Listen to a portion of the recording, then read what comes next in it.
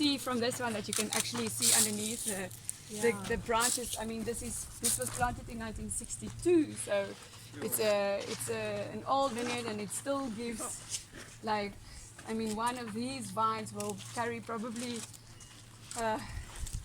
8 bunches, 10 bunches, and the bunches are tiny. The older they are, the smaller the grapes and the smaller the bunches.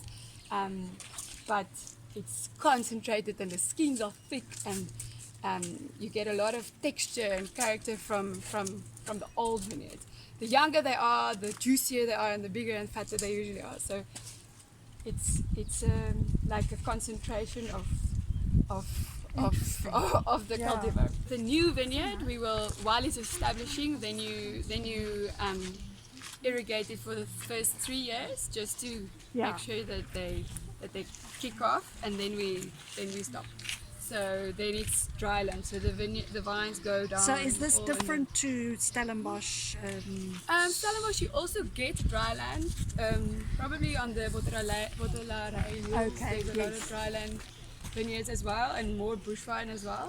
But I mean, it depends on what your quality focus, and if you want to crop a lot, then you will probably also train it up, so you will have rather rows with poles and everything, and then you can irrigate. So anyway, we're allowed to irrigate. We don't have a lot of water, so if we had to irrigate everything, then we would some years not be able to, and then the vines get accustomed to getting water. But if they know that they won't get water, then they go and look for the water themselves. So, but this is the idea with this wine, is to make a wine that you can drink any day, like any time of the week, and to represent what we can make out of the Swartland.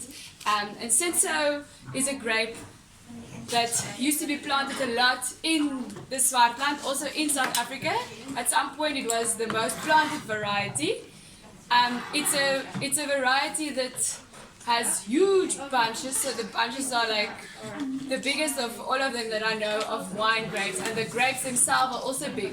Other grape varieties for wine are small grapes, so with a lot of flavor. This is like juicy and like a very lush grape, and they used to use it in big blends to bulk the wine up, and it was always seen as a wine with low quality. But during the last 10 years, we've rediscovered it kind of, and realized that the older vine Cinsault has a lot of character, and it actually has a lot of finesse as well.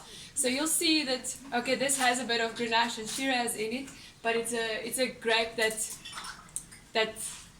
is easy drinking, but it has character.